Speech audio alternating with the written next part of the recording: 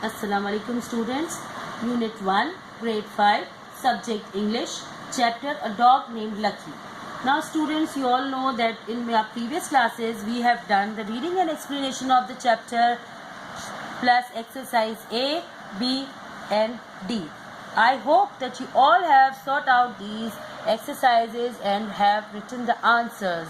Now today we will do exercise C, page number 3. In exercise C, it is very simple and easy.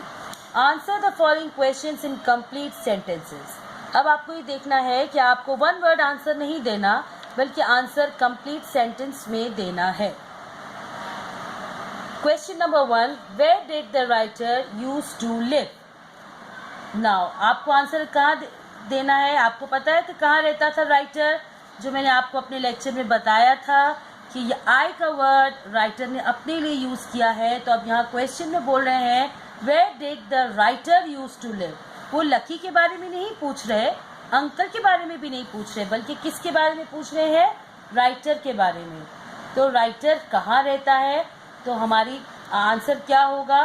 The writer used to live in a village. अब आपको सिर्फ ये बताना है कि वो कहाँ रहता था, ये नहीं बताना कि वो किसके साथ रहता था.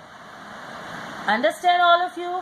इसी तरह आपको आंसर कंप्लीट सेंटेंस में देना है. The writer. अब जब आप आंसर स्टार्ट करते हैं तो you start with the capital letter. Always you start the sentence with the capital letter and then use जो है वो सेकेंड फॉर्म में चेंज हो जाएगा यूज्ड, बिकॉज आप पुरानी बात पास्ट बता रहे हैं. The writer used to live in a village. अब आपको ये सारे आंसर्स इसी तरह बताने हैं. पहले आप जो है वो चैप्टर की रीडिंग एंड एक्सप्लेनेशन खोलेंगे. पीछे से आपको चैप्टर में से सारे आंसर्स मिल जाएंगे. आप ये मत सोचें कि मुझे तो ये आंसर्स नहीं आते.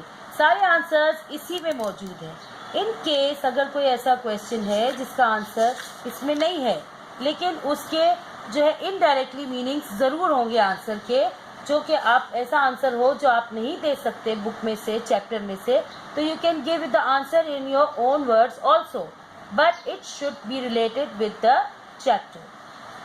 Y did his uncle buy a dog? इसी तरह आप देखेंगे वो पूछ रहा है कि उसके अंकल ने डॉग क्यों खरीदा.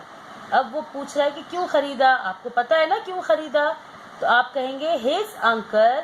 बाय किस में चेंज हो जाएगा? Bot a dog. और आगे आंसर आपको खुद फाइंड आउट करना है. आंसर क्या होगा? His uncle bought a dog to help him look after the goats. उसने रबर टैपिंग के लिए नहीं खरीदा था, बल्कि गोट्स को लुक आफ्टर करने के लिए खरीदा था.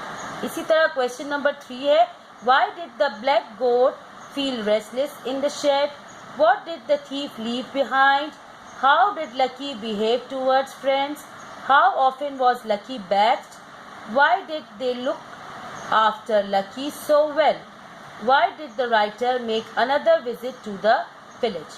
इन सब के आंसर आपको जो है पीछे चैप्टर में से ढूंढने हैं और उनके आंसर्स लिखकर अपने पास रखने हैं. जब आप आंसर्स लिखेंगे तो आंसर नंबर का बहुत ख्याल रखिएगा कि आपको सीक्वेंस वाइज आंसर नंबर लिखने हैं. कोई ये नहीं सोचेगा कि मुझे नहीं आता, मुझे नहीं मिल रहा. आप बार बार जब पढ़ेंगे तो आपको डेफिनेटली आंसर्स मिल जाएंगे. ओके बॉयज़, अब नेक्स्ट क्लास में हम आगे की एक्सरसाइजेस करेंगे जो इसी पेज पर है. तो आप ये सारा काम अपने पास लिख के रख लेंगे. हैंड टू हैंड आप करते जाएंगे. रोज़ का काम रोज़ करेंगे तो आपको कोई डिफ़िकल्टी नहीं होगी. Follow your teachers instructions and your all work will be very easy for you. Thank you.